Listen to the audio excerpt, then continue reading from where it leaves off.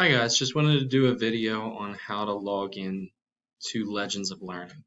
So if you go to Google Classroom, you would click 4th grade Edge Homeroom. In here will be your assignment for the week. It's saved currently because it's not going to release until Sunday night. But by the time you guys watch this video, it will have released. So what you guys would be seeing is the agenda right here, April 13th to the 17th. And when you're following the schedule, when you go down to Legends of Learning or Freckle, it says use this link. So what I want you to do is I want you to click that link and it's going to reroute you. It's going to say sign up or log in.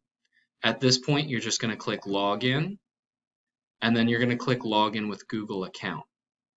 So at the beginning of every time when you click the internet, you should make sure that you're logging in to Google first. Once you do, and you were to click login with Google, it would automatically recognize you, and you'll want to choose your @student.boyertownasd account, and then you'll be in.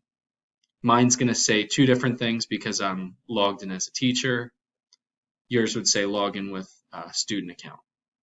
Hope that helped.